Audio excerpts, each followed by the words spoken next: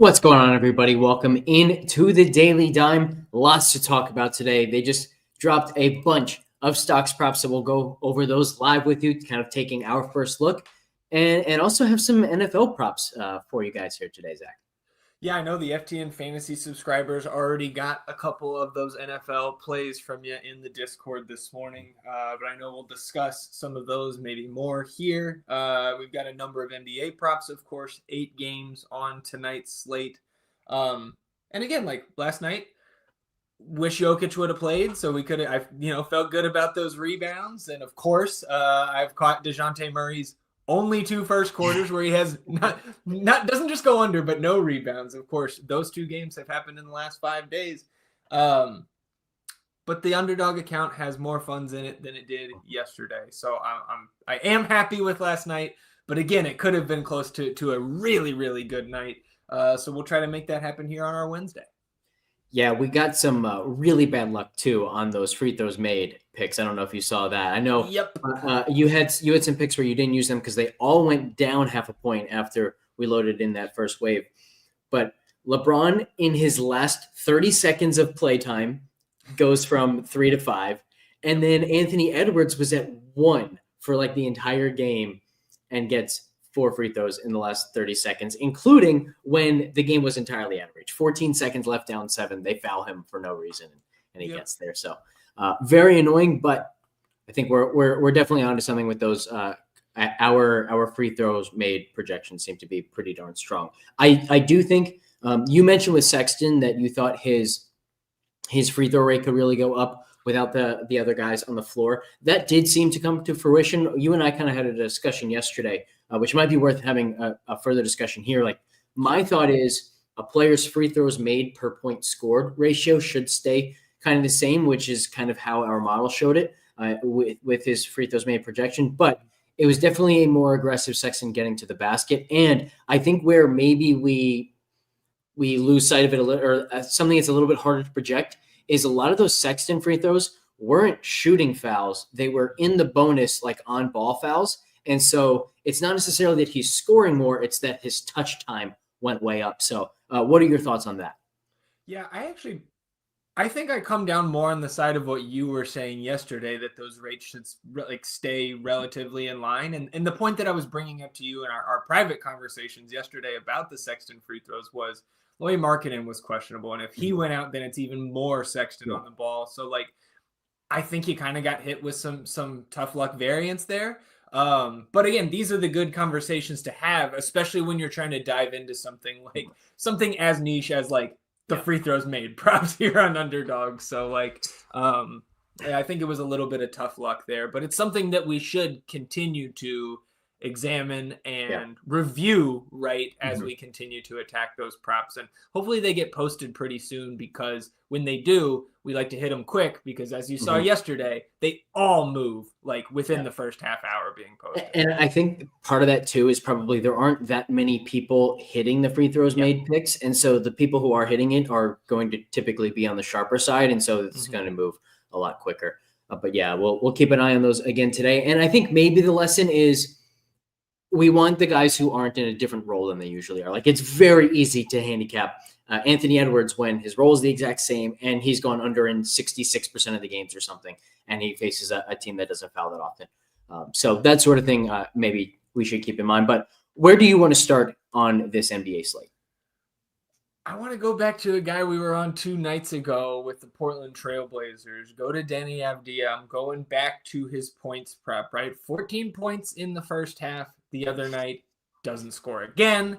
Did lose some time in the fourth quarter because Chris Murray was hot, and I just don't think I'm going to count on Chris Murray to get hot and take minutes from Denny once again. So I actually think the PRA, just like we had that I think the exact same conversation between points and PRA on Monday's Daily Dime, but we've got him projected once again for 19.3 points here in the FTN fantasy model.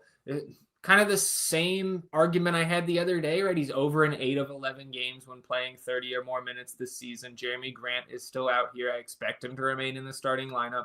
And it's a good matchup against the Pelicans, whether or not Zion plays or not. That line is Pelicans, I believe, by 2.5. in New Orleans here tonight, so we expect this one to be competitive unless Chris Murray is all of a sudden having some sort of resurgence where he's going to continuously steal minutes from these more talented guys like Denny. Like, I don't think that's likely. So I'm going back to Avdia with confidence here over that 16.5. But again, we have a healthy over projection, or higher than projection rather, on the points and the PRA. So I don't know if you maybe prefer the PRA as well this morning as you did 2 days, or at least want to have that conversation. But what are you thinking here on Denny? I do think it's worth noting the other day it was 16.5 and 28.5. So the points has stayed, the PRA has come down. I think the other day I ended up being pretty much in line with you that the points were the best. Not sure which one I'm going to like the most today. I think it might depend on how much I want to bet on the game environment as a whole, like if we are adding some other plays from this game, or if I just want the Avdia one-off. Right. The Pelicans, rather. They are one of the teams we are waiting on the injury report for here right around lunchtime. We're waiting on Pelicans. We're waiting on the Wizards, and we're waiting on the Nuggets. I do see it said in the chat says that you got your ass kicked in basketball yesterday, so you might be in a tough mood. So I see that face. Competitive on the court last night, huh? That's not what happened. First of all, we were playing King of the Court. Zach is my cousin, and then my brother Andrew. We were all playing King of the Court. I won knockout. Then I won King of the Court. Then we ran it back. I was up 10-3-2, and I started playing with my food, and my brother came back and won. So I don't know if anyone has a reason to talk trash. It's my brother, not Zach. Yeah. He was last place all around. Oh, I love it, man. I love it. So I mentioned that the Wizards are one of the teams we're also waiting on an injury report for, and that's another spot I'm attacking here this morning, because in these entries with Denny's over points, I also have Justin Champagnie over 8.5 points. And now we are projecting Kyle Kuzma to be out here. Kuzma left at halftime, did not return in last night's game, and he has been in and out of the lineup over the last month, mostly out of this lineup. So we're projecting him to not play here tonight and Champagnie to continue to start. So we've got him projected for 11.2 points in his 28 minutes in the FTN fantasy model this morning. He's over in 7 of 10 games this season without Kyle Kuzma active. He's over in 8 of his 13 total starts this season. Because remember, when Kuzma came back, somewhat surprisingly, Champagnie stayed in this Wizards starting lineup. Or I guess maybe if you think about what team we're talking about, maybe it's not so surprising, but over in 9 of 12 games when playing more than 20 minutes and 45 seconds. Very arbitrary number there that I cut off to favor my narrative here. But again, you see I'm not cutting anything off with the non-Kuzma games, right? The games where he started and with the model's strong projection here over 8.5. This number is going to go up to at least 10.5. I would imagine 11, maybe even 12.5 if Kuzma does get ruled out. Maybe I'm talking out of school here, but this just seems too low for the role that Champagnie. I expect Champagnie to play here tonight because it doesn't make much sense to play Kuzma on the back-to-back when he's already been hurting and he came out early last night. And I think a little extra cookie here for Champagnie, Alex, is that we've seen him in these shorthanded Wizards games, right? The Brogdon missed last night. We have other guys out for the Wizards. We've seen Champagnie get blowout run even in starts. And another thing too, you look, Philadelphia double-digit home favorites with no Embiid, with no Paul George, with no Kyle Lowry, right? One of those is not like the others, but I do think that Philadelphia being double-digit favorites here does point to the fact that the Wizards are going to continue to be shorthanded, probably without Kuzma. So I like this Champagnie prop. The model does too. And if I'm not mistaken, this is a little bit of a homecoming, I think. Didn't the Champagnies go to school up in Philadelphia? I don't know. Maybe, but that's not my area of expertise. Yeah, sure. Let's see. Okay, born in Brooklyn. That's right. He had the big game against, it was Julian, rather, his twin, had the big game against the Nets, and then went to Pitt. So I'm all off here on the Champagnie brothers and their personal history. But again, we are into the little extra push type of tidbits here. I think this is really strong here, especially before we get the Wizards news. Yeah, makes sense to me. You want to go to stocks now? Yeah, we can go ahead and do that because I know we saw one before we went live, and I actually have two Victor Wembanyama props that I like here this morning. We can talk about the stocks and the 1.11x multiplier we are getting on those. That's very strong. I also think Victor Wembanyama over 3.5 made threes tonight at 1.2x is a very strong pick as well. And we've got him projected for 3.72 makes in the model here this morning, and he's over this number in 15 of 31 games this season. So definitely not a strong lean if we're just game log watching on the full season, but it's not the full body of work that I want to focus on, right? Because with Victor, I'm not tossing out the first 9 games completely, but he has been a different player since the line of demarcation for Wembanyama was November 9th.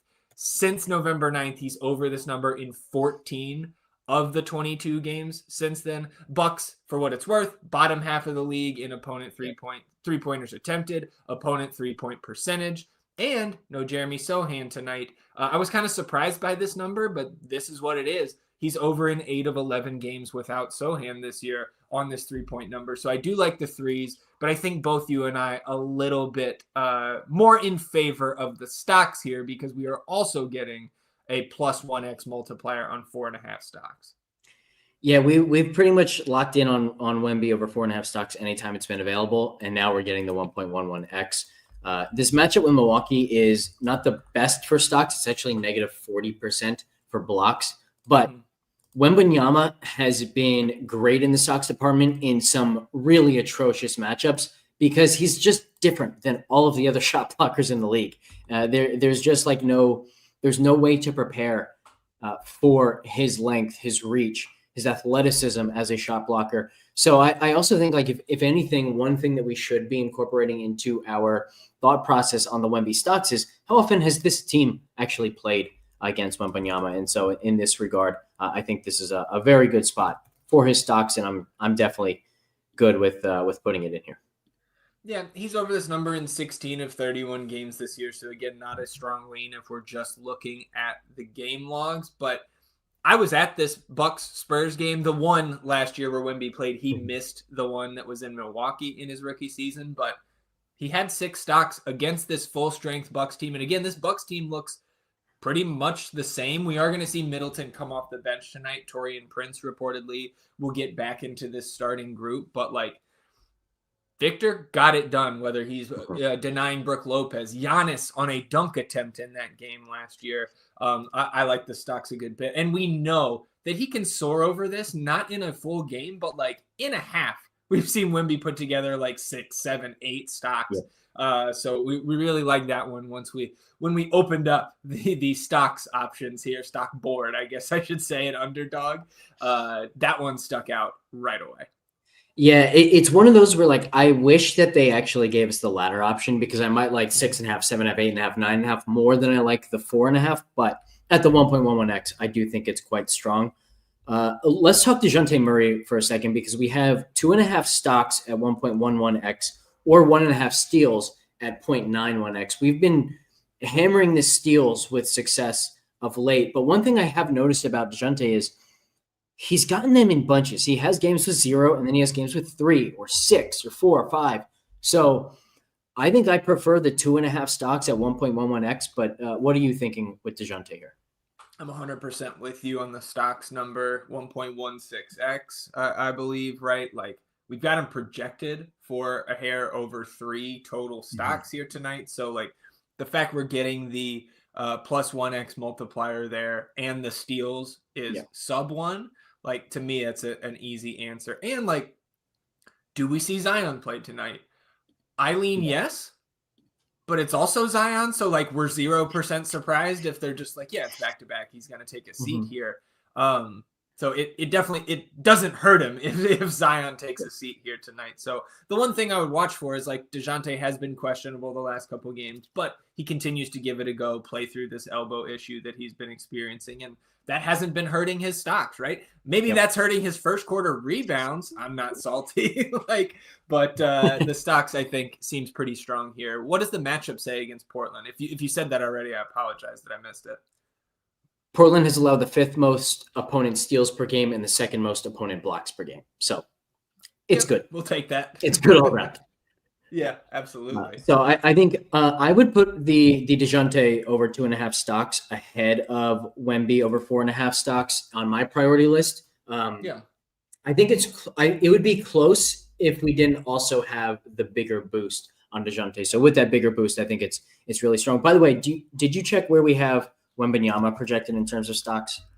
I think he's like right 4.71. So yeah, it is above. It's not quite as strong as the DeJounte one, but I also think that like we came into this season kind of with the thought of, hey, 4.5 stocks for Wemby is always going to be a play. The fact that he's only hit it in 16 of 31 doesn't mean that it's going to stay at that level throughout. So I think like part of it is just a bet on our part that long-term 4.5 stocks for Wemby is always going to be good. Yeah, no, I'm with you. And I think like Day'Ron Sharp now questionable. I was going to maybe have some interest there in DFS. That Brooklyn is just a mess right now. And it's not going to get better, I don't think, as they continue to sell off pieces. But like, okay, tonight, like Spurs Bucks is great. That's the second game of the double header tonight on ESPN. The first one, dude, first place matchup. We've got Thunder at Cavs here. Like, I'm super excited for this one. Mm-hmm. I think we're going to see condensed rotations here, especially on the Thunder side, because they are a little bit shorthanded. They've sent their G League guys down. You're missing AJ Mitchell here tonight. Of course, Chet is still out. So like, I expect big minutes out of Case and Wallace. SGA, of course, going to play his normal minutes. If this one is close, wouldn't be surprised to see him get up into the upper 30s in minutes. And Evan Mobley on the other side, 1.15x at 2.5 stocks. Like, let's just run through the projections on these three guys I just mentioned. We have Cason Wallace projected for north of 3 stocks. He's a 1x multiplier at 2.5 stocks. We've got SGA projected a hair above 3 stocks tonight. He's the 1x multiplier. And I mentioned Evan Mobley, 1.15x. We've got Mobley projected for a hair over 2.5. So again, I prefer those Oklahoma City guys, but I think getting to that game from a stocks perspective is a really interesting way to attack Thunder and Cavs. Yeah, I like those as well. I was looking at them. Let's see, anything else here? Once again, I think the Westbrook one is interesting, but not quite good enough. What about Giannis at 2.5? I don't hate that. I think I definitely prefer like a Cason Wallace. You talk about DeJounte kind of getting them in bunches. It feels like that's how Giannis has kind of been operating statistically. Like, he's averaging 2.3 stocks per game on the season. The Spurs don't take care of the ball with the best of them, especially when Chris Paul is off the floor. So I don't hate that, but I think, man, like Cason Wallace, I think is my favorite of these kind of this next round of guys that we're examining here this morning. Because look, Cason averages 2.5 stocks per game, and that's in 27 minutes per game. We've seen him play 31 or more minutes in 4 of his last 5. And those 4 games that he got out there for 31 plus were all starts. The one time he came off the bench, 17 minutes against the Clippers back on the 2nd of this month. They beat the brakes off the Clippers. He also lost time in the blowout. So I think Cason Wallace is the pick here for me of these guys that we're discussing. I really like this pick because I think there's upside for like 34 or 35 minutes here tonight. We've seen 35 and 33 respectively in each of his last 2. And I think even expanding it just to this 5-game sample and looking at the 4 starts where he played 31 or more minutes, Memphis, Minnesota, Knicks, Celtics, top end type of teams. And you get that here tonight on the road with the Cavs. So I like this Wallace stocks pick. Yeah, I like it. I also like Maxey here. We have Maxey projected at 2.67 steals, the only steals projection above DeJounte Murray. By the way, third is Russell Westbrook at 2.14. So 2.67, 2.55, 2.14 shows how damn good these two guys are in the steals department. We also have him projected for 0.4 blocks. So 3.07 projected stocks for Maxey and we are getting 1.12x, or we could get 0.86x on the 1.5 steals. I think I'm very much into this 2.5 stocks number. Fantastic stocks matchup, as we know, against Washington here. Yeah, I think that makes a lot of sense. And again, like, why are the Sixers 11-point favorites here without two of their three best players? Maxey is a big reason. So, like, again, this game is going to get up and down. You mentioned the turnover problems that the Wizards have. I like that pick as well. You mentioned Russell Westbrook. He's 1.16x against the Clippers here tonight. With Jokic, like, I'm just worried about Jokic really with that pick, because I'm not sure they can keep it competitive enough without him against this Clippers team that has now added back a limited Kawhi Leonard. I think I have, at this point of the morning, I have a little bit more interest if we're looking at stocks from Denver. Peyton Watson at the flat 2 stocks here. If Jokic misses, Watson can play blowout time. He would get, you would think, 28 plus minutes. We saw him get 34 last night against Boston when they were able to keep that one competitive, behind 5 stocks from Peyton Watson. Peyton Watson plays less than 24.5 minutes per game this season. He averages 1.9 stocks. Yep. So one of the better shot blocking wings in the NBA. So I don't hate that one either. I think I'd rather get like a plus 1x multiplier at 2.5, but that one also, it feels a little bit safer to me compared to Russ, because I could see Denver just getting run off the court here tonight, and Russ doesn't get there from a minutes perspective. Agree completely. I think Peyton Watson is definitely the better nugget here. And I'm also with, I mean, we haven't projected at 2.15. So this one feels like something that I don't expect it to lose. But I'm also not in love with the idea of it winning. I think the most likely outcome is he does land on 2, and that's going to happen quite often in his distribution. So I think it's solid, but not my favorite one to put in, but definitely a good play. And it's one of those where, like, it's going to be better in a 6 pick, because dropping from a 6 pick to a 5 pick isn't bad if it does tie. You don't want to use it in a 3 pick play where it would drop to a 3x payout in the 2 pick. So definitely good as like the last one in or something like that. Yeah, absolutely. Have we looked at just blocks or just steals? I was looking at them a little bit. Nothing stood out like crazy to me. But you know what? Let me check. Let me check what the steals look like over on Prize Picks. So yeah, there's nothing. Unfortunately, there's not a lot of overlap on the steals and blocks between the two sites, where like most of the time you can just go and use the Prize Picks tool for underdog. It's a little bit harder to do that on the stock stuff, but yeah, nothing really stood out on the steals department for me. Anything for you?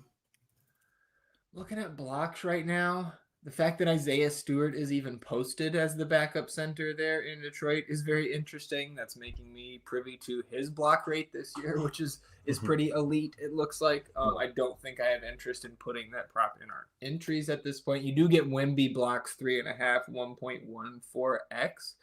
1.14x.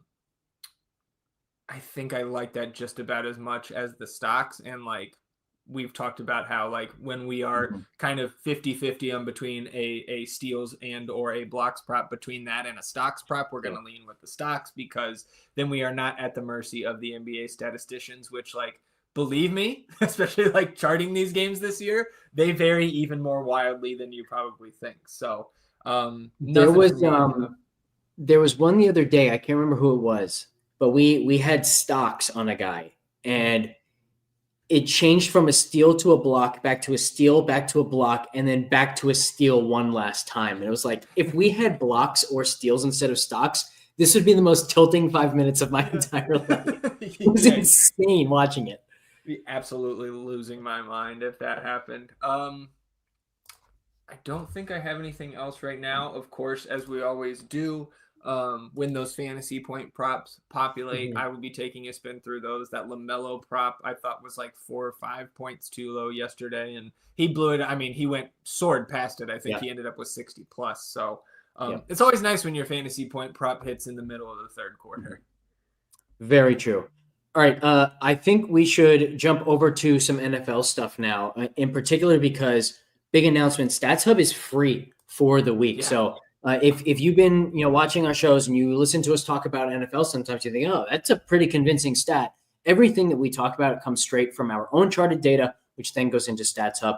It's just like the greatest kind of center of data that you could ever imagine. Tons of charts, any filtering that you want. And it's now new and improved too. So a lot of the stuff that we needed to like go in and use advanced filtering on, now you just click a tab and all that data is right there in front of you. So I do want to talk through some of the NFL plays that I'm already on. First one being under on Jordan Love's passing yards. It's now up to 224.5. I gave it out at 223.5. We even projected just over 180. And the reason I love this so much, you can see this in Stats Hub. Teams have been playing this Green Bay team in a very specific way. Particularly a couple weeks ago, they had a big time, prime time matchup against Minnesota. And Minnesota is one of the league's zone heaviest teams. But Minnesota said, hey, wait a minute. In this matchup, they don't have the personnel and their receivers to really beat man coverage, especially once Christian Watson was out. So Minnesota played them very man heavy. Green Bay couldn't do a thing against them. Now, Philly, they play the second most man coverage, which you can find in Stats Hub. And you can also find in Stats Hub the fact that Philly is outstanding in man coverage. Teams have also been blitzing this Green Bay team a lot, basically saying, hey, you guys can't get open quickly, so we're going to get pressure. You guys are going to get pressure before you get open receivers. All of that Philly can do really well. Philly can also get pressure without sending that extra pass rusher. So I just think this is going to be a very, very difficult game for Jordan Love to get a rhythm going. And on the other side of the ball, Philly is outstanding at just controlling the ball. These long, sustained, time-winding drives. So I think play volume as a whole will be down for Green Bay. And when they have the ball, they're not going to be producing much in the air. That's why we haven't projected over 40 yards below this line, which is just a massive advantage. You don't see that kind of edge very often in passing department. So under on Jordan Love is my first one. Any thoughts there, Zach, before I move to the second one? I mean, in the 15 minutes it took between you posting those and me seeing them and getting them in on Underdog, we got that extra yard. So thank you very much, Underdog. I will take that. And again, I guess the only thing I can add on top of that wouldn't just be repetitive is another reminder, Stats Hub being free. If you have not been able to check this out yet, just hop over to FTN Fantasy. I think all you have to do is make an account, right? And you can get right in there and see what it's all about. And while you're doing this, whether you're a subscriber or not, keep in mind, NBA Stats Hub will be live at some point. We don't have a date yet, but that is coming very, very soon here at FTN Fantasy. So if you can't tell, I'm a little bit excited about the hoop side of things here. 100%. Next pick for me is going to be over on Jaleel McLaughlin, 30.5 rushing yards. And I want to show this real quick. This last game, we had over 33.5 and over 36.5. It became a much bigger sweat than it should have because he got 16 carries, but only 39 yards. And the reason for that, Kansas City, one of the absolute best run defenses in the league. But the hypothesis was there. It's that Jaleel McLaughlin has taken over this backfield. He is now the primary runner, and we are definitely seeing that. Now he doesn't have to face the Kansas City run defense again. He gets to face the Buffalo run defense that has been really bad in all departments against the run. In particular, I think the most noteworthy thing, and again, you can find this in Stats Hub, early in the season, the Denver Broncos only liked to use McLaughlin on outside zone runs. As the season has gone on, they've realized, hey, wait a minute. He's also by far our most efficient rusher on inside zone runs, both of which Buffalo really, really struggles to defend. So I think it's going to be a heavy dose of McLaughlin. I even might play him on DraftKings. We will see. I don't think he's going to get all the pass down work. I think that's still going to be Javonte. I don't think he's guaranteed to get the goal line work. I think that's still probably most likely Javonte and maybe even second most likely to be Estime. But man, in between the 20s, when they're handing the ball off, when they're just trying to run the ball, it's going to be McLaughlin. I think they'll be able to do it pretty successfully. So I think he goes way over this number, and I would not be opposed to laddering this really to any of these numbers. I think they're all really good. I will definitely hit the 79.5 a little bit, which basically just says, hey, what if he busts a long one and gets the 16 carries again? He could very easily go over 79.5 at 9.37x. So both of these I love. Both of these I will probably be throwing in with some of our NBA picks today as well. I've been kind of looking through the NFL stuff, and like I was sort of guessing that we'd have a ton that I loved. We have a lot that I like, but these are the only two NFL picks I love. So I definitely will not be shy when it comes to pairing them with some NBA picks and turning that into a 6-pick play that way. Well, I think what I like about this McLaughlin number is that, like, first of all, from the eye test to me, I'm not going to sit here and tell you I watched 17 games of the Broncos this year, but I feel like out of that backfield trio, he's certainly the one that the eye test tells me, like, that's the guy. And I understand with his stature, maybe like he can't handle the full workload, but I think that logjam there is what's keeping this number so attractive, right? So I do like this one on the surface. It's not just your eyes that see that as well. It's the DYAR numbers, all the efficiency numbers. They say the exact same thing. He has been far and away their best runner. And not only that, but like we're not speculating at this point that they might start to treat him like the primary rusher. They have actually done so over the last few weeks. So very, very much in on that one. Like I said, I think both of these are so strong that I'm probably willing to have them in all of my NFL plays for the week and just kind of surrounding them with my next favorites. Last thing I want to mention on the NFL side, we do have a free NFL DFS contest for this Sunday slate as well. It is free to enter. There's $500 up for grabs. I think first place makes $250. Last place makes the amount of your first month subscription. So it is only available for subscribers, but you can find it in any of our Discord channels. And you'll also be competing against a bunch of the analysts. And I think we might even have something like the last place analyst get some kind of punishment, kind of like the end of season, last place fantasy football, a guy in your league. So I don't know what that punishment will be, but we're going to brainstorm that over the next few days. Should be a really, really fun contest for subscribers. If you want in, just sign up for an FTN fantasy subscription. So I think that covers everything on my end, Zach. I will say, haven't been able to update ownership yet. And honestly, like part of that is because we don't even know who's playing on tonight's NBA slate. But if you have any DFS specific thoughts, leans that you think are going to be some great plays tonight, let's hear them. Yeah. I mean, I guess first, before we totally leave that free DFS contest, like, why would you not enter it? Maybe a free $250 for yourself. Yeah. Like, go ahead and get in there. I'll jump in there. Although, like, now I'm hesitating because I know how sharp all you NFL guys here at FTN are. And, like, if I finish last, like, what am I going to have to do? So we'll see. Don't worry. Two Gun will have some insane stack that will probably make him last place. But then one of his other lineups will finish first for $1 million in a different contest. So yeah, I mean, it's really too bad. It's really too bad the Browns aren't playing this weekend because then I could guess his lineup. But exactly. So without our ownership, right, at this point in the morning, we'll have it up for our subscribers very, very soon.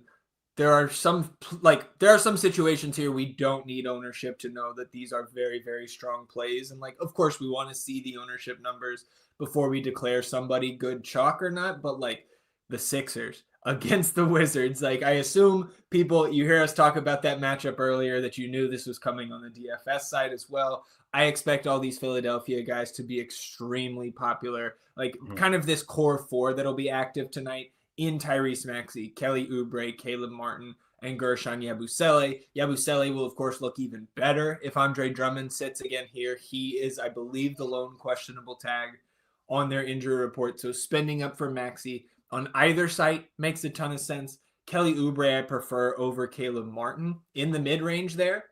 And then Yabusele, especially if Drummond is out. Like, you'll probably see some Adem Bona here tonight. Maybe even regardless of Drummond's status, but those four guys that I mentioned, I think you will see them littering lineups here tonight in any format on both sites. I love the Maxey call, especially. And I want to point to these projections here. I mean, look how similar his projections are to Shai Gilgeous-Alexander's. Slightly below in points, but actually more assists, close in rebounds, almost identical in stock. So sometimes when you don't have Embiid, you don't have Paul George, like I do feel like Maxey's ceiling is a little bit limited compared to some of these other guys. But man, where his stocks are projected in this matchup, and because just the overall game environment also boosting his assists and points, like he's all the way at the top for me tonight. Yeah, absolutely. I imagine we'll see him, even if he has massive ownership. Like I think his GPP score will still be quite positive. In the nightcap, right?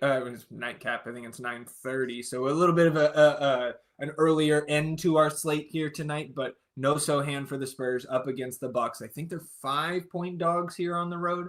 We saw this last Friday, and of course we had almost, I think, the entire month of November without Sohan on this team. Stephon Castle should get back into the starting lineup, so he is much more attractive on DraftKings compared to FanDuel, where he's still 4,600, I think 34 over there on DK. So he's a great value on DraftKings, but you can also play around with Harrison Barnes, Keldon Johnson. I mentioned you could do a double Champagnie lineup here tonight. Julian Champagnie off the bench, we assume here tonight, would also be an option.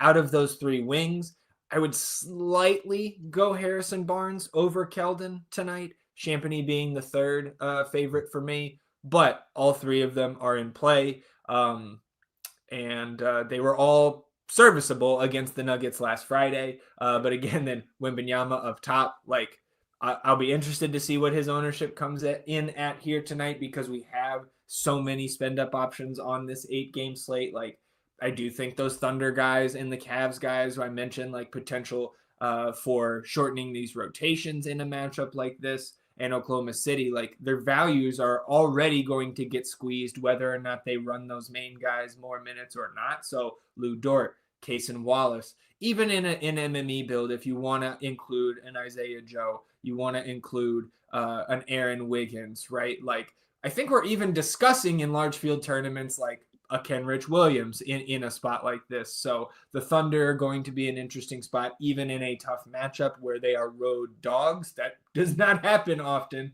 with the Oklahoma City Thunder. Pacers against the Bulls, like almost anybody against the Bulls these days is going to be, we're at least going to, I'm a little bit interested here. We could be very, very interested in loading up on these Pacers because Tyrese Halliburton is questionable. And now, as of 30 minutes ago, Miles Turner questionable with the illness tag. And we know those midday illness tags over the last month or so, it's that time of year. Not a ton of guys playing through those illnesses when they get tagged on game day. So you could potentially have shorthanded Pacers against the Bulls, which of course we would be loading up on them. We just got Ben Simmons downgraded from questionable to doubtful. So again, like Day'Ron Sharpe is questionable. I've got their injury report pulled up right here. So you can add Ben Simmons not going to play here with the doubtful tag, and Day'Ron Sharpe with the illness tag here this morning. So add those guys to the list of Bojan Bogdanovic, Cam Johnson, Max Lewis, DeAnthony Melton, D'Angelo Russell, Cam Thomas, Trendon Watford, Derek Whitehead. All of those guys out here tonight. So we'll be loading up on Nets once again with Simmons out of there. Like Tyrese Martin is going to be in our lives. Keon Johnson is going to be in our lives. Like you can discuss Zaire Williams, Day'Ron Sharpe if he plays. Maybe Jalen Wilson gets back into this starting lineup. Even like Tosan Awoma, like I haven't said his name since like this time last year. Can't believe I'm saying it again, but this is the place that the Brooklyn Nets are in. And Awoma played 18 minutes. I think maybe even crested 20 last game. So like he's getting minutes. I'm not recommending him for DFS, but just like to bring up a name like that, that shows you where we're at with a team like Brooklyn. And I think the last thing I wanted to mention here, again, without our ownership yet, is that if Zion is out, I think regardless, you can play Brandon Boston. But BJ Boston, if Zion is out, you would think up into the upper 20s in minutes against the Blazers. And he's, I think, sub 3,500 guard and forward eligible on DraftKings. So you can see he's already got a fairly healthy minutes projection there for his price.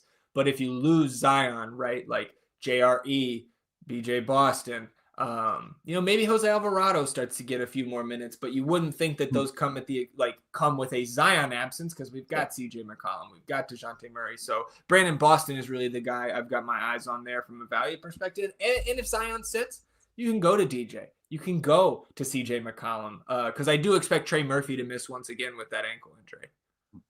You mentioned Miles Turner earlier and just kind of the overall uncertainty of this Indiana team. And I want to give one last thought on the prop side, which is I actually hope that they are fully healthy, because if they are, I think we're going to get a very, very low points prop number on TJ McConnell. We've been talking a lot of late about how bad Chicago is at defending in the paint. They allow the most points in the paint per game in the league by a pretty wide margin.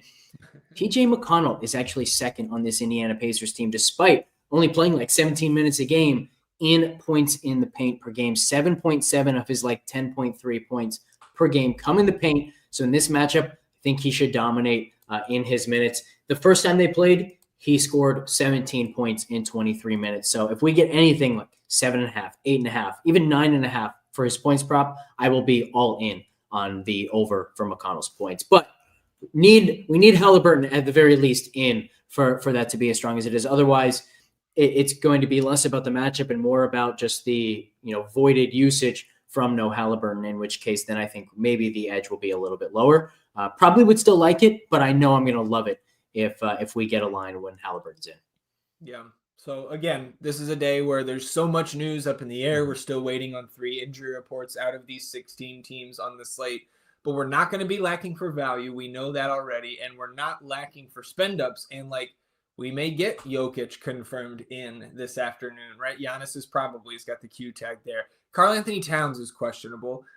I lean that he's in. We don't have confirmation of that, but that is my lean as of this morning. So you've got Jokic, you've got Wemby, or maybe Jokic, you've got Giannis, SGA, Towns, Cade with no Ivy against Brooklyn, like sub 10K on DraftKings.